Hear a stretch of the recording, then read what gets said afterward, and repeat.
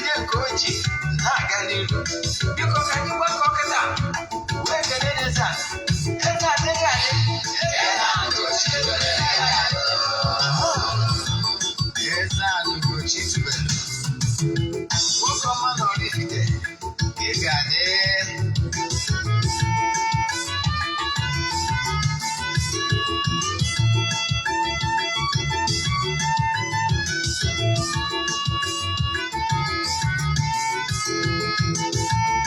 Ọdịnala bụ eziokwu, ọdịnala bụ ụzọ ndụ. Ị ma na o nwere olu na-eti mkpu na-asị, ụmụ Igbo chigharịa, ụmụ Igbo chigharịa. Kwa mbọsị ọ na-eti, n'ụtụtụ n'abalị ọ nọ na nkụzi. Eze-Ana, Eze-Ana Ugochi tubelu, onye ọma na Oraifite, onye mgbasa ozi, ozi ọma ọdịnala gaba n'ihu. Eze-Ana Ugochi tubelu, onye ọma ije eme ọnụ. Ọdịnala bụ ụzọ ndụ gaba n'ihu.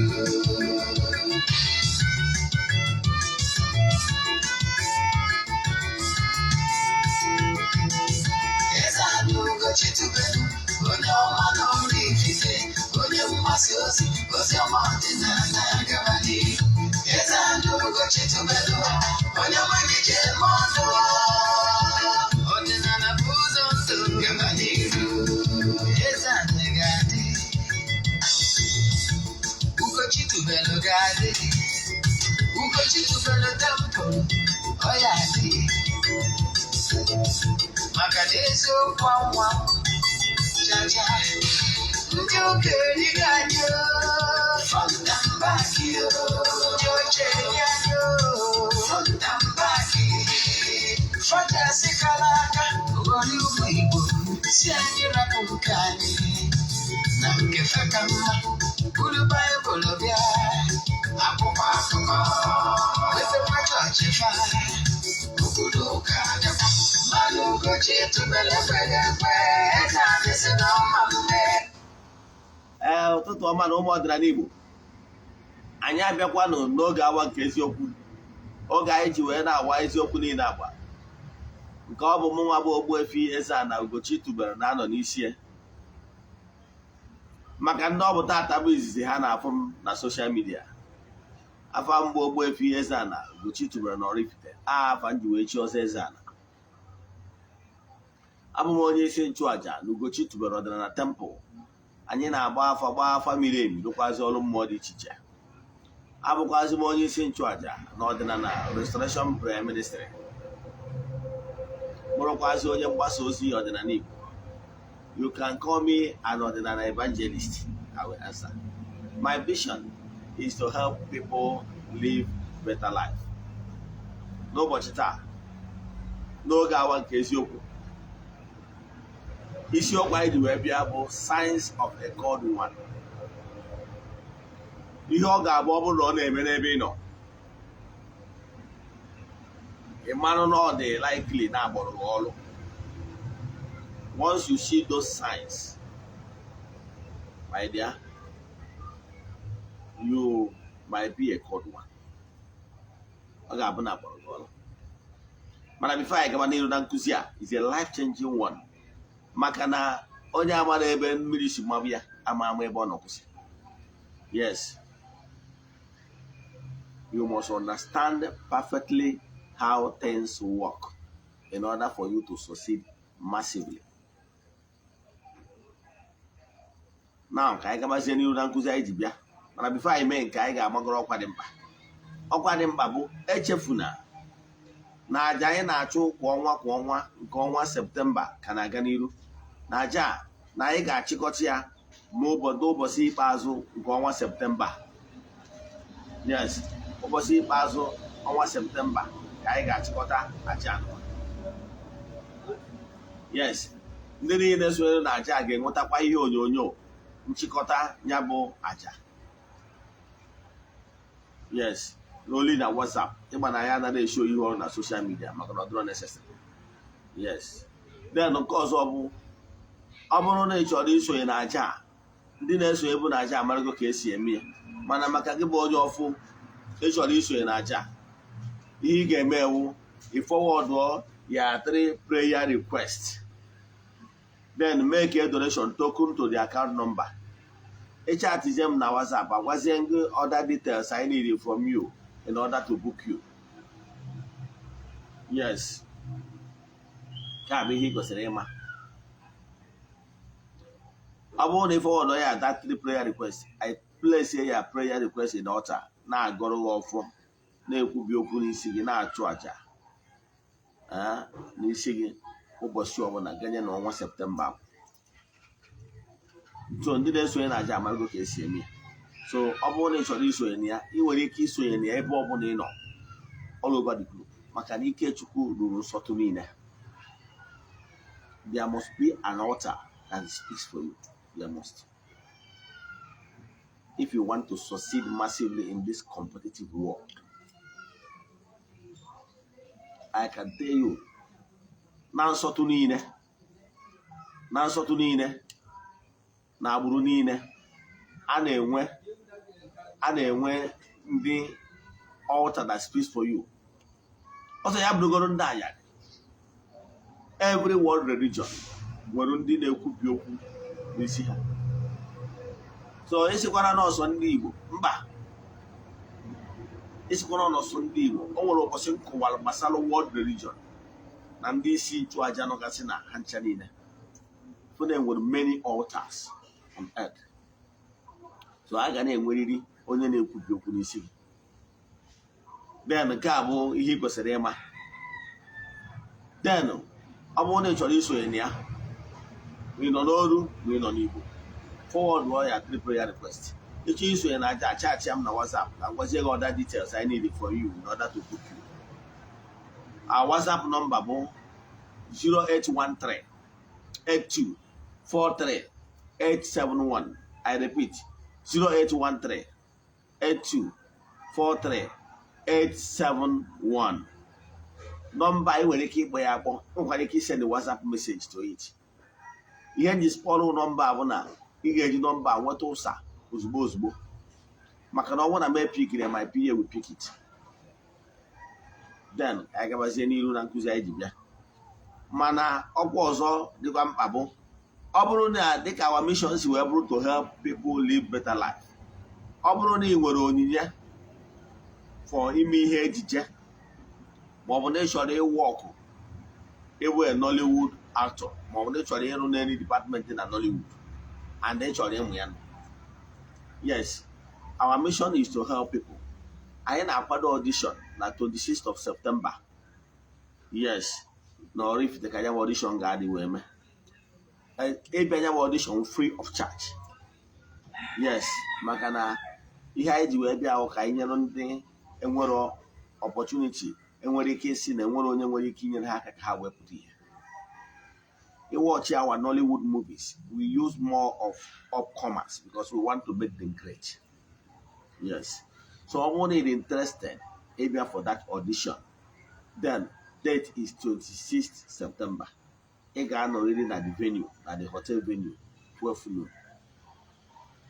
The direction is Jesus bus stop Oraifite. Above Jesus bus stop Oraifite. The hotel, the right behind that Jesus bus stop. 26th of September.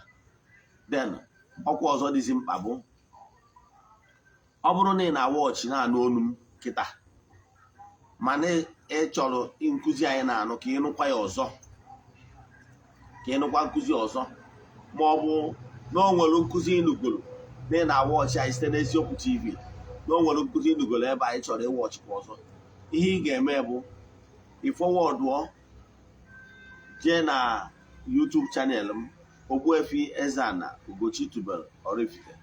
Ije na ya bụ YouTube channel ị ga-enweta nkụzi a na ị na-anụ taa.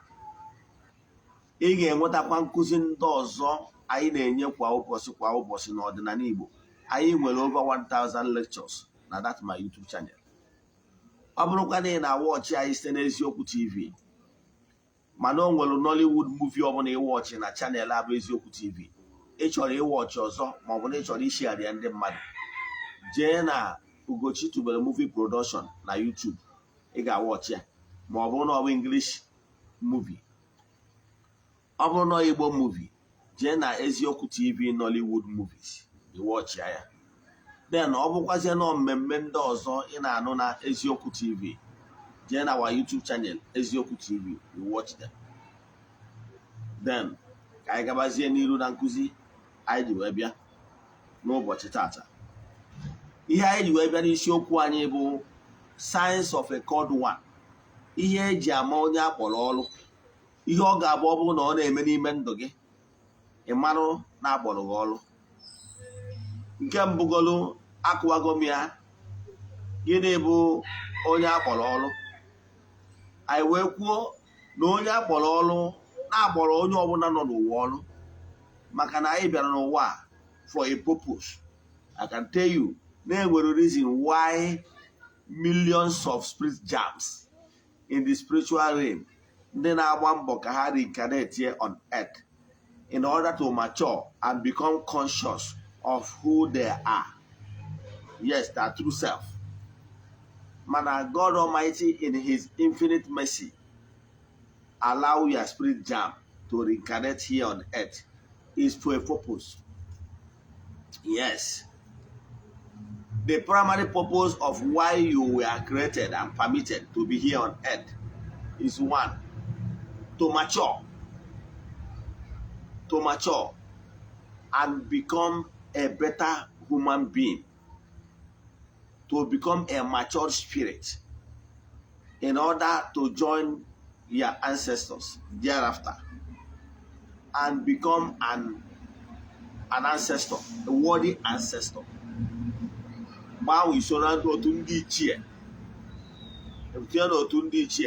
Join here in perfecting and promoting the entire universe. Join hands in furthering creation. This world you are seeing was not like this in the last 1,000 years. You can see how the environment look beautiful, right? I can tell you in the next 1,000 years will be more beautiful because of innovations of man. So man keep getting inspiration from the spiritual realm on how to modify some certain things and to make our environment look better. So onya ka ndị Igbo na-akpọ mmadụ na onye a ebisigo ndị ya wee nọ na-ana mmụọ so bụrụzie onye ichie. Ọ bụrụ na ndị ụka ha modify ya na ebe onye a jere ebe a na-akpọ paradise. So ihe na-achịkọwa bụ na highest perfection any human being will enweta on earth now is perfecting yourself as a matured human spirit. So therefore, in the world of great beyond, you will be a matured spirit in order to contribute to your quota in furthering creation. That is the purpose why man was created. Yes. So, in that regards, I can tell you that everyone were called one for a purpose. Man, I ain't sure you maka etata bo abro maka mmadụ dum. Achọrọ m ikwu maka ndị nwere special call. Ndị akpọrọ ọrụ n'ụzọ pụrụ iche. Yes. Ndị akpọrọ ọrụ n'ụzọ pụrụ iche. Maka ọrụ pụrụ iche. Nke mbụgodo bụ ọ bụrụ na n'inwere this special call on that I chọrọ address today. Akpọrọ ha the called ones. These called ones bụ ndị akpọrọ n'ụdị dị iche iche. Akpọrọ onye ọbụla ọrụ dịka nsi, mana achọrọ m ikwu adreesị ndị akpọrọ ọrụ n'ụzọ pụrụ iche. Nkwukwa na onye akpọrọ ọrụ bụ onye akpọrọ ọrụ. A called one remains a called one. Whether ma onye ahụ otu ụzọrọ ịlụ n'ụdị ụka ma ọ bụ na otu ụzọrọ ịlụ n'ụdị ọdịnala. I can tell you. Onye akpọrọ ọrụ nwere some certain things that are very common among them all. Yes.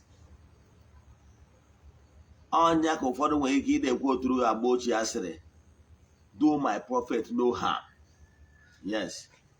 ihe nna chịkọwara gị ebe a bụ na onye akpọrọ ọrụ bụ onye akpọrọ ọrụ ịgbagọrọ mbọ si ka ipulu onye akpọrọ ọrụ down ma ọ bụ ka ikwuluo ya n'ụdị ọbụla. Onye ọbụla akpọrọ ọrụ jụ na ọ ma arụ ọrụ akpọrọ ya, hapụzie ọgụ ya na ụmụ mmụọ na ụmụ mmụọ ga-eji aka ha pịawa ya azụ maka na ọ ha akpọrọ ya ọrụ. Etinyekwana aka isokwa na ndị na-epulu ndị agbọrọ ọrụ down, maka na ipulugoro onye a down, onye ahụ ghara ịrụ ọrụ ya, ịma arụ ya. You know why? Ipulugoro ya down, ịma arụ ya maka na ekere ọrụ eke, maka na onyinye amara enyere ya na ụdị esi wee kpụ ya akpọrọ gị like that. Mana nke bụ eziokwu bụ na onye akpọrọ ọrụ for any reason, either caused by man, distraction, or caused by himself not presenting himself, onye dị etu a ga-enweta mpịawa azụ. Mana ọ bụrụ na akpọ mmadụ ọrụ for one reason or the other, the person ghara ịnọ n'ihu ọrịa, nke mbụ na a ga-apịawa onye ahụ azụ, nke abụọ abụ na a ga-enweta replacement. That is more for you. Ghọtara mma amalụghị atụ maka esimoru. Yes, o nwere onye a na-akpọ Samson. Ihe nji ahụ na-ekwu okwu anụma amalụghị atụ bụ na ọ bụrụ na ichefuo ihe kwuru, icheta atụ mmalụ, maka na achọrọ m ka ị were ihe ịma wee malụghị atụ. Achọrọ m ide ekwu otu other spiritual books ngugoro. Yes, ma ọ bụ gaa too spiritual maka na ị nwere ike ime flow. Yes, nkụzi m bụ ama na o nwere ndị na-esonyere m na nkụzi a. Ụfọdụ ka nọ na kindergarten level, ụfọdụ nọ na primary level, ụfọdụ nọ na mahadum level. So therefore ana m like ịbalance ya to the level na onye ọbụla ga-aghọta m ọfụma, irrespective of any level onye anwa nọ spiritually. Now onye abatana nji ekwu otu karị Bible. Ihe nji ekwu otu Bible abụọ na Bible karịrị other spiritual books. No, ihe nji ekwu otu Bible bụ na mma na 80% of my audience agago through Bible in one way or the other. So m eji ihe ma wee malụ ha. Ọ nwe onye a na-akpọ Samson. Samson awụ a called one. Samson bụ na before atụọ ime Samson, nne ya nwetara ozi na ọ ga-adị ime, na ọ ga-amụta nwa nwoke, na nwa nwoke a na ga-esi n'aka ya wee zọpụta agbụrụ ya. Nne ya nwetakwara ozi na nya m nwatakịrị na ọ bụrụ na amụọ ya si etikwana ya agụba n'isi, da isi akpụ na isi, maka na ọ bụ dada. Ịghọtara ya? Now maka na mgbe ọbụla egburu ya isi, ihe ọ pụtara na ị na-achọ ka ikewapụ ya na ndị otu ya na ndị iyi owu ya and spiritual forces ezumezu sien. Yes, that is instruction from day one. Samson grow. Ọbụrụ uru ka nkọwara ya etu esi gbuo onye ibi mma ma ọ wee etu ibi onye ibi si wee zee mma egburu ya. Ịghọtara ya? Ịma story of Samson. Mana to cut that story short, Samson mesialụ because of personal reason. O wee deviate na original mandate, commandment e nyere ya, not to marry from Palestine, bụ ndị ilu ya. Ịghọtara ya? O wee jee nụọ nwaanyị a na-akpọ Delilah. Ya bụ Delilah welu tuto na ọ na-protect interest ndị obodo ya o representịrị bụ ndị Palestine. Delilah jugudoro ya n'ụdị bedroom services, jugudie wee jụpụta ya ebe ike. O wee gwa Delilah nwunye ya na akpụọ ya isi n'ike dị na ntutu ya, na ụbọchị ọbụla na agbụrụ isi n'isi ga-ada na ntutu na ike ga-ada. Behold, nwunye ya bụ Delilah kpụrụ isi ya wee daa. Samson wee nwụọ ọnwụ ifele. Ọnwụ without accomplishing the primary reason why he was sent to be a Messiah to his people. Ka Samson nwụsịrị, ọ ma anakwa Chukwu okike ịkpọlitekwa onye ọzọ ọ ga-esi n'aka wee sị ebu agbụrụ ya ma ọ bụrụ na ọ masị ya. Etu ahụ ka ọ dị gị nwa na-ene m anya. Ọ bụrụ na mmụọ gbọọ gị oku ịjụ na ịma abịa, ọ kpọlite onye ọzọ yes mana a ga-apịawa gị azụ ịghọtara ya sayensị ndị anyị na-afụ ya n'ebe ị nọ agba na nkịtị ka nkọkwara gị akụkọ ọzọ. O nwere onye a na-akpọ Jona bụ onye akpọrọ ọrụ mana Jona kpọchiri ntị na ya ma eje obodo Ninive jee kwuo okwu nzọpụta wee nye ndị Ninive etughị na anụ olu nkịta.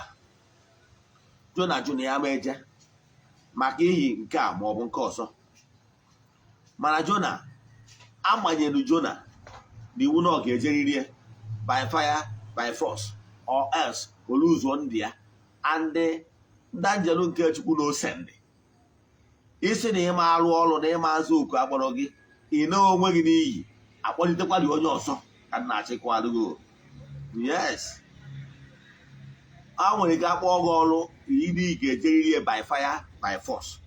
Ọ bụrụ na ịma eji isi na ịma eji ya a ga-apịawa gị azụ adị enwere ike apịawacha gị azụ itinye ndụ gị n'ime ya and enwugodu akpọlitekwa onye ọzọ na agbụrụ gị. Yes, gị nwa onye Christian mother sịrị na iwe onye Christian mother mana akpọrọ ọkụ ka ijere Chukwu na mmadụ ozi isi na ime eje maka ihi na n'ịbụ onye isi ndị nne m ama ekerekwa m ụnụ n'ime eje ya bụ ozi aka nte yu na a ga-apịawa gị azụ na ị ga-ana n'ụkpọkọ ya tagide ahụfụ ya ma bụ na akwụkwọ na-arụ na Chukwu bịa na ofu nwa gị ọrụ a ga-amakwa ofu nwa gị. Ana m agwa gị trut ọ bụrụ jee ka ị bịa dịrị ya ịbụ onye nna ndị nna ide ekene m ụnụ. Yes, akpọrọ gị ọrụ ịchụ na ime eje n'ihu ọrụ gị a ga-apịawa gị azụ ada a na-apịawa gị azụ gị yaizi ọpịa ka mkpara ọ na-esi imi ọ na-esu anya maka na mgbe a ga na-apịawa gị azụ ọ ga-emetụ ezinụlọ gị. A ga-apịawa gị azụ ị ga-ana Chukwu a ga-akpọlitekwa onye ọzọ n'ezinụlọ gị agbatara ya n'ọsọ. That is sign of a con one. Onye a na-akpọ Jona a gwara ya jee obodo Ninive ọjụ na ọma eje a gwara ya na azụnyere Jona wee kpụrie mana ịmasị ka esi wee gbuo onye ibi mma na etu onye ibi si wee zie mma egburu ya n'ihe mere n'ime ụgbọ na etu esi kwanye Jona na mmiri ọkwa iwere idea azụ wee je kpọpụta Jona wee ruo ebe a wee jee n'okpuru osisi ka ezere ndụ na ike adịrị ya iji ezi ozi a ewee si ya bụ osisi wee kpọnwụọ within few minutes. Mgbe aka Jona ji wee mara na kacha ma abụrụgo nwudie na iwe Chukwu adịgo narị ya Jona wee mechaa wee zie ozi a si ezi ya iwe ụmụ mmụọ a na-agbata ya n'ọsọ adịghị agbata ya n'ọsọ. Enwere ike ime gị ife niile ka nkọkwọrụ gị ofu akọ nke mere m bifo gwazie gị etu esi wee gbuo onye ibi mma na onye etu igbi mma onye egburu mma si wee ze. O nwere ihe mere na be m ka m nwere onwe mma atụ. Ihe nji ala nke iji onwe mma atụ ka ị mara na o nwere ike ọ bụrụ si ibelata mere na be gị. Na be m na o nwere onye a na-akpọ Eze-Ana-Ebuo abụ nna mụtara nna m onye nze o chiri ọzọ bụrụ dibịa. O wee bụrụ na mgbe Eze-Ana-Ebuo nọ ndụ ọ nna m bụ nwa ya nwoke nụ ya nso. Yes, ọ nna m ka ọ na-edu ya eje kpata mgbọrọgwụ dị iche iche eji agwọ ndị mmadụ ọrịa. So mgbe ọ na-achọ ịnwụ nna m abụọ the first son mana o were ọfọ wee hanye nna m n'aka. Yes, ije wọchị ya fim a na-akpọ The Dejected Staff All My Life Story. So wee were data ọfọ wee hanye nna m n'aka mana dụtara nna m jere ihe a na-akpọ standardsis ndị jere akwụkwọ ndị anyarị o jere akwụkwọ ndị ụka ewee duhie ya ụzọ wee gwa ya na ije buru ọfọ na ije nyewe ihe ndị a niile ewe ikpere arụsị. So ihe ọ pụtara na-eriri erie front and back ịghọtara ya. O wee were ọfọ a nna ya nyere ya wee je mafuo n'ime ọfịa na ụdị na ya dịrị interested afta ka nna ya nwụsịrị. Mana nna m ji onye ya wee kọrọ m akụkọ ọ bụrụ na ọhịa se maka na ọ nwere mgbe m tolitere na-eme ọfụma amekata na-enwe ups and down. One day I confronted my father then. Daddy, what is happening? Is there anything I need to know? O wee sị my son m nọrọ ana na-asị asị mgbe ahụ ọ na-agwa m nyawa ife na nyawa na onwe ya enwego ritenki. Yes, na ya na-akọnsida na ya marụzi na ọfọ a nna ya nyere ya wee binye ya aka n'ọfọ ka ọ bụrụ onye ya alụ ọrụ ọdịnala ya mụrụ nọ maka na ya tụfuru ọfọ a ihe na-eme eji eme ya maka na onwe na-efe esikwa many challenges then ups and down. Mana mgbe ọ na-agwa m ihe na-etu a eriri m rie m front and back as well. So mgbe ọ gwara m na o tụfuru ọfọ I didn't see it as anything. Yes, I didn't see it as anything. Maka na anyị bụ ndị bụ ụka n'isi mgbe ahụ na ọcha ụmụ ihe kadịsi na-emecha ụmụ life in the spirit seminar na ọcha mana akwụkwọ na Bible Society plus Marian Society si anyị nọ mgbe ahụ. So e riri anyị rie anyị front and back. Ịmanụ ndị a na-ejegasị ma aghụbe mgbe ahụ anyị nwa mgbe a na-asị na Benji Maria bịara ebe nwa bịa ụmụnna bịa Benue anyị nwa. So to cut the whole story short, when he when my father was sick, yes, obviously, choose the opportunity to get back or you see where reconcile reverse the hand right of the clock. Mana, or this is only possible because no joke fan okay. Because no now consider, yes, on I consider here and I consider now. He had the money you on I consider he had the money you got to go. Oh, you know, my emir before finally on our chip or pass ya on the Otaria. Go pass it on now the whole thing. The mantle of leadership fell on me. I'm not why. Maybe one more I was the first son of my father. So we have message. Only he message no. Where somebody here car. The car carry go. Just here ndaba. Wee jee n'afa afọ agbagha na ozugbo ihe izi agbapụtago n'afọ agụrụ kere ọfọ ma ọfọ na-ekwu okwu and n'afọ anything to be dị mma na a ga-ebu ụzọ wachigoro ọfọ a na-abụ number one.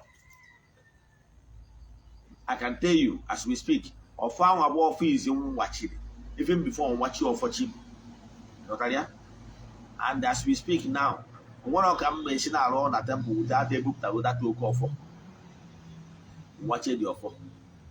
And I can tell you, since you watch the offer, on yabu mgbe the family wealth bido restore. Mana ihe na check walage n'ihe abụna. Ya nna m gbara ọsọ na ya ebe fort na nnukwu nne ya mere. Ọ narọ na family be nna na mụnwa na ụmụnne m ndị ọzọ na-eme ihe ọdịnala. Ịfụnanya bụ ọsọ ọ na-agba na ọ chọrọ ka ihe ọdịnala continue obere na lineage. Ọ pass go on ihe ọdịnala megịnị continue. Ada agbata mmụọ n'ọsọ. Ọ bụrụ na akpọrọ gị oku nwanne jee n'ihu ọlụ gị maka na ya apịawa gị azụ a ga-eme gị ihe niile. Ghọtara ya ka nwegasị ewu dị ihe a ga-eme gị